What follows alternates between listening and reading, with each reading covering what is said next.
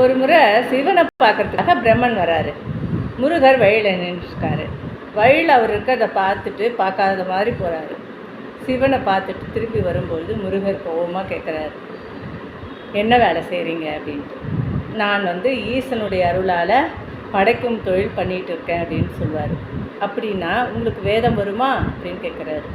18 புராணங்களிலும் வல்லமை பெற்றிருக்கிறேன். சிவபெருமானிடம் சிவ ஆகமங்களை உரைப்படி கற்று தேர்ந்துள்ளேன். அத்தோடு மற்றவர்களுக்கு அருளி செய்யும் ஆசானாகவும் விளங்குகிறேன் சொல்கிறார். நன்று நன்று, வல்லமை பெற்றவரோ தாங்கள்.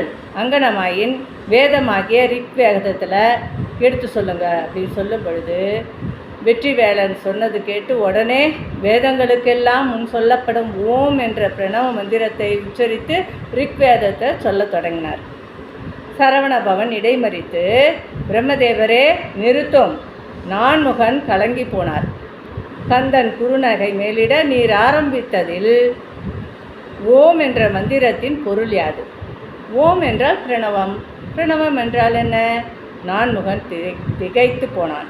முருகன் அவரை பார்த்து, ஓம் என்ற மந்திரத்தின் பொருள் பிரணவம், பிரணவம் என்ற மந்திரத்தின் பொருள் ஓம், அப்படித்தானே? நன்றாக இருக்கிறது. நீர் வேதம் கற்றுக்கொண்ட முறை கற்பிக்கும் முறையும் என்று ஒரு மாதிரி கோபமாக சொல்கிறாரு. அப்படி சொல்லிட்டு, தரணிக்கே தாரக மந்திரமாய் உள்ள ஓம் என்ற சொல்லுக்கு பொருள் தெரியாத நான்முகன் விழிப்பது கண்டு வேலவன் மேலும் சினம் கொண்டார். ரொம்ப கோபப்படுறார்.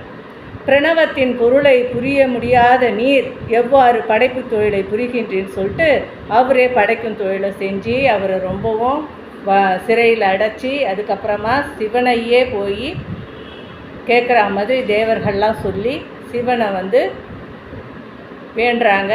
சிவன் நேரில் முருகர்கிட்ட போயிட்டு அவர் சொன்னதுக்கப்புறம் பிரம்மனை விடுதலை பண்ணுறாரு. பிரம்மனுக்கு அவர் ஆசிரியர், பிரம்மனுக்கு ஆசான் இல்லையா பிரம்மன், அவருக்கே ஆசானாக விளங்கிய முருகர்.